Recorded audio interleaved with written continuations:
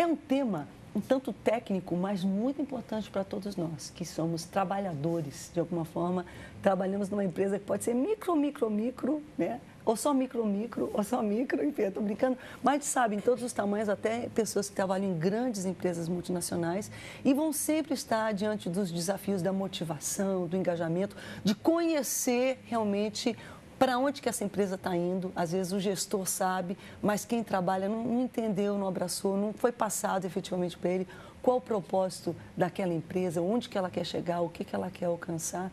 Mas a deixa do bloco anterior foi justamente a questão de você ter um plano de trabalho e qual é a importância, então, de quanto em quanto tempo você tem que revisitar aqueles propósitos e ver se eles estão se adaptando àquela realidade daquele momento, daqueles funcionários, da economia, né? São várias questões, né, nas diferentes áreas. E a gente sabe que um dos grandes vilões da história é justamente a mudança. Por que as pessoas, tanto quem vai implementar a mudança, como as pessoas resistem também à mudança quando ela é proposta? Como é que é isso? Assim, Rebeca, eu tenho visto nas empresas, eu trabalho com empresas em crises, então a maior parte dos meus clientes vem de uma situação apertada no fluxo de caixa, devendo impostos, estão quebrando mesmo, impostos já travados em banco. Entendi. O que eu percebo nisso? É que não é só o fato de não se ter planejamento. Você pode ter um planejamento, mas você tem que alinhar isso a um orçamento, ao que a gente chama de budget, um orçamento. Com que frequência você tem que estar fazendo esse orçamento ele pode ser feito anualmente, mas o que falta nas empresas, e principalmente com os sócios e com os gestores da empresa, é a discussão desse orçamento. Ou seja, eu planejo o meu orçamento de receitas e vou discutir, por exemplo... Até que nível essa discussão deve ser levada? Isso tem que começar no Brasil. Assim, no Brasil, isso ainda é uma metodologia que é pouco implementada. Com certeza, a gente... Assim, mas isso tem que ser discutido mensalmente, principalmente entre sócios e gestores. Entendi. Mas quando eu falar até que nível vai ser discutido, dentro da empresa, não é uma coisa que, então, de repente, é discutido com o próprio trabalhador, mas não. Ali na gestão... Isso. Entendi. Pode ser um nível de sócio, diretores e gerentes. E aí, a partir dessa discussão, que tem que ser uma discussão mensal, o bom seria que fosse semanal, você discute, por exemplo, você discute o seguinte: o seu resultado de janeiro, você fecha os teus demonstrativos, o teu orçamento em fevereiro e começa a discutir isso. E é que você começa, então, a traçar essas estratégias. Eu planejei isso para o ano todo, mas eu já estou vendo em março que se eu continuar nesse ritmo, eu vou chegar em outubro quebrado. Eu já tenho que rever. Isso. Então, você tem essa questão. Então, você não tem essa cultura. A outra questão que eu vejo também, em termos também de Brasil e atuação em empresas, é o seguinte: é que ninguém quer cortar na própria carne. Eu sei que eu vou ter um ano difícil em 2015, a inflação no seu limite já 7%, expectativa de crescimento do PIB menos de 1%, mas, por exemplo, os sócios da empresa, os donos da empresa, eles não querem de nenhuma forma diminuírem os seus gastos. Eles querem manter o seu padrão de vida. Entendi. Então, essa é uma grande dificuldade também. Por outro lado, os empregados, eles têm dificuldade na mudança porque mudar dá trabalho. Gerenciar algo, ordenar alguma coisa dá trabalho. E você lida com isso direto, então? Quando você vai lidar com a empresa, você chega, olha... Todos os dias, todos os dias. E você percebe também essa falta de proatividade do funcionário, porque ele não entende a estratégia da empresa, porque não tem, de fato, uma estratégia da empresa, e ele vê aquela bagunça, aquela desorganização, então ele não sabe para onde vai. Mas também isso não justifica, porque, assim, quem é responsável pela sua carreira é você e não sua empresa. Eu não posso determinar, por exemplo, eu não posso dizer que a minha carreira é determinada pela empresa A, B e C. Você é responsável pela sua carreira. Você pode ser um bom funcionário numa empresa que não está tão bem, digamos, ou pode ser um péssimo funcionário e a empresa pode estar muito bem. Aí você dessa empresa, eu vou para uma boa. Se você continuar com aquele mesmo comportamento, você era mal aqui, uma empresa é boa, você vai continuar um péssimo funcionário. Uma segunda palavra de ordem, empregabilidade. Eu tenho que ter empregabilidade. Entendi. O Fábio tem que ser aceito na empresa A, na empresa C, na empresa D, sendo que eu tenho que buscar aprimoramento contínuo. Tem que renovar o seu contrato de trabalho diuturnamente. Isso. Você que está aí, Marcelino, no RH, como é que é essa questão da mudança? Todo mundo, na realidade, quer mudança, desde que não seja para o próprio indivíduo. Todo mundo quer mudança de alguma Corta maneira. em algum lugar, mas não corta com... Não mudem. Denise comentou anteriormente sobre a questão do diagnóstico e o Fábio deu uma explorada na questão do plano e das variáveis externas ou internas que determinam mudança de plano e o quanto é importante que essa informação sobre o caminho norte que a gente vai tomar permeie chegue a todos os empregados de alguma maneira, mesmo que com alguns limites, com algumas informações são mais delicadas, etc, etc. Mas pegando carona aqui na questão do diagnóstico, não só diagnóstico para entender como é que a gente orienta a empresa, as ações e o norte que ela vai tomar, mas um diagnóstico também em relação à força de trabalho. Quer dizer, o desempenho que a gente espera das pessoas vem de 3 elementos básicos. O primeiro é o saber fazer. É possível que alguém tenha um desempenho não muito bom porque ele não sabe tecnicamente fazer, lidar com alguma tecnologia.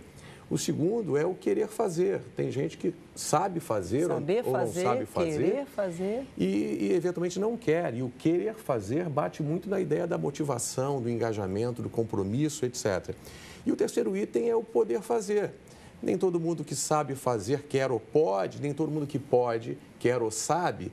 Então, esse diagnóstico, olhando para dentro, compreendendo melhor a sua força de trabalho, tentando entender quais são as competências que você entende como gestor, como liderança maior, que as pessoas precisam ter. E compreendendo se aquele desempenho, que não é o que te interessa, carece de uma ação mais forte, no saber fazer, e aí é treinamento, desenvolvimento, ações de capacitação, ou do querer fazer, o que é que cria uma atmosfera inadequada às pessoas, quer dizer, o motivo para agir cada um de nós tem. Claro. Eu não posso motivar você, mas eu posso criar uma atmosfera que seja relativamente positiva e que pode contribuir para que você dê o seu melhor. Você tem espaço, tem liberdade para criar, para trabalhar. Pronto, e a questão do poder fazer, não só a questão de estrutura, de infraestrutura, de material, de equipamento, mas às vezes até de autonomia, de permissão. Então, como gestor, compreender planos de negócio, compreender os fatores externos, principalmente às vezes, que afetam. Temos uma terceira variável importante, que é a variável pessoa. E essa variável é uma variável complexa. E o desempenho não é proveniente exclusivamente de um aspecto. Com certeza. Tem 3 aspectos básicos que uma pesquisa, às vezes de cultura e clima organizacional, pode te ajudar, pode municiar o gestor a compreendendo quais são os pontos mais vulneráveis, quais são as ações que eu deveria ou poderia tomar para cada um desses 3 elementos centrais que dizem respeito ao desempenho. Um outro ponto importante, pegando carona de novo aqui na questão do diagnóstico, é que o desempenho que a gente quer das pessoas podemos colocar aqui como uma fórmula, é igual à capacitação do indivíduo menos as interferências. O quanto temos naquele ambiente, naquela empresa, interferências de falta de informação, interferências de um modelo de gestão eventualmente inadequado. E certamente esse desempenho que a gente espera das pessoas pode aumentar se a gente interferir na capacitação e sabendo que a capacitação de qualquer pessoa é reduzida drasticamente pelas interferências.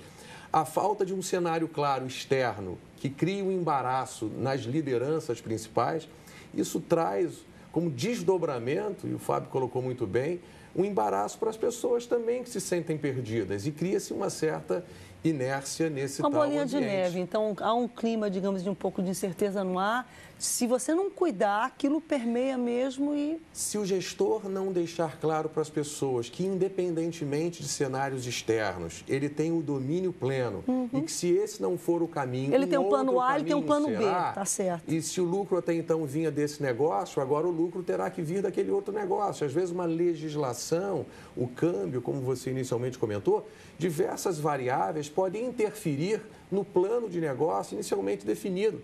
Às vezes muda uma lei que facilita o teu negócio ou muda uma lei que dificulta drasticamente o seu negócio. O que as pessoas não podem perceber é que essas mudanças todas deixou a liderança principal ou os principais gestores numa condição não favorável que produz incerteza. E cada um de nós, às vezes, diante de uma situação de incerteza, fica estático, fica imóvel. E um pouco da ideia da dificuldade de mudar é um pouco isso. A gente, quando quer mudar ou quando a gente se propõe a mudar, a gente sai de uma zona de conforto E a gente não tem mais o mesmo controle que até então tinha sobre aquilo que nos circundava. E essa é uma dificuldade importante de um processo de mudança. Então, os gestores precisam entender que a hora que se muda o plano de negócio, ou a hora que existem variáveis externas que nos obrigam a caminhar de uma outra maneira, as pessoas que estão ali precisam ser mobilizadas numa outra direção. Entendi. Eu, complementando o que você está falando, eu acho que quando há uma necessidade de mudança, né, o gestor ele precisa envolver o seu corpo técnico para que ele se sinta inserido naquele objetivo final. Então, isso é de extrema importância. Isso é uma maneira que você também tem de motivar, incentivar e fazer a construção conjunta, que é o ideal, né? O gestor vai apresentar para onde ele quer chegar, aonde que ele percebe que está perdendo o mercado, né? Ou então mesmo perceber, né, até oriundo mesmo do próprio corpo técnico, que tem o envolvimento maior com o comprador, né, com o cliente, para que eles possam junto traçar, entendeu? Ou ver oportunidade de negócio que a empresa não está vendo, né? Uhum. Enfim, aí com isso, eu acho que você cria um fator de motivação no empresário, no corpo técnico da empresa. Uma das perguntas que a gente chama aqui, as perguntas que vêm dos nossos telespectadores, diz respeito justamente a essa questão de você tentar incentivar quem está trabalhando, ou o corpo técnico, ou propriamente mesmo, né, a parte de gestão, ou os funcionários, com os incentivos. Ajuda, funciona? Ou só um incentivo não é o suficiente, tem que vir junto também com direcionamento? Como é que é isso? A palavra incentivo é uma palavra muito ampla. Quando eu permito que alguém participe de um projeto, que alguém dê uma ideia, que alguém se apresente para a diretoria, eu estou criando incentivos. Entendi. Quando a gente coloca alguém para fazer um curso... Porque quando as pessoas falam incentivo, geralmente elas pensam apenas no aspecto financeiro. Financeiro, quer dizer, não quer dizer que um incentivo financeiro não seja bom, é que a palavra deve ser vista no seu sentido mais amplo possível. E que funciona também é positivo. Dinheiro é bom e as pessoas gostam, mas não necessariamente a oferta ou a sugestão de uma oferta de dinheiro para alguém produz por si só o desempenho que a gente quer. Não quer dizer que as pessoas talvez não se sintam mais mobilizadas. A questão é que não há nenhuma prova que o dinheiro por si só oferecido fará com que as pessoas produzam talvez mais, mas não melhor. Talvez foquem mais aspectos quantitativos, mas talvez não se atenham a aspectos qualitativos. Então, tem muita discussão sobre se incentivos financeiros afetam ou não o comportamento. Em certas circunstâncias, positivamente, talvez, em outras tantas, negativamente. E a questão do incentivo precisa ser bem trabalhada, porque ela precisa ser vista nesse contexto um pouco mais amplo. Nas relações onde não há confiança, onde não há sobriedade, onde não há relação de parceria, o dinheiro pode ser uma maneira infeliz de comprar a atenção das pessoas. E quando o indivíduo ou recompensar um comportamento que é negativo. Às vezes a pessoa entende dessa forma. Ou produzir um comportamento negativo. Dentro de ambientes sobre os quais você não tem um controle um pouco mais preciso, onde você não conhece bem as pessoas, é possível até que coisas que não aconteciam negativas passem a acontecer, e a gente vê escândalos, às vezes, financeiros por todo o mundo, de resultados que são maquiados, contabilidade que são criativas. Ou seja, se a atmosfera não tem algum tipo de controle, é difícil, né? O incentivo financeiro pode ser a pior das alternativas naquele momento, que pode produzir um comportamento que sem aquele estímulo talvez não fosse produzido. A gente já deu uma bela estouradinha nesse bloco, deixa eu só voltar, mas o programa está indo rápido e eu não sei, eu estou aqui com algumas questões, por exemplo, uma das questões que eu quero debater nesse terceiro bloco é a questão da comunicação. É um dos desafios, provavelmente. Mas eu acho que seria legal também se cada um de vocês pudesse trazer um caso de trabalho que vocês considerassem muito desafiador, ou diferente, ou interessante naquilo que vocês fazem para efetivamente compartilhar a experiência. Você, por exemplo, num ambiente de crise, entendeu? Nessas áreas que às vezes é uma forma boa também da pessoa se identificar e ver. Mas a gente vê, são tantas questões, a gente vê com a questão da comunicação, se der tempo, cada um pode compartilhar um exemplo. Eu acho que seria legal para a gente terminar de uma forma bem prática o programa, a gente volta já já.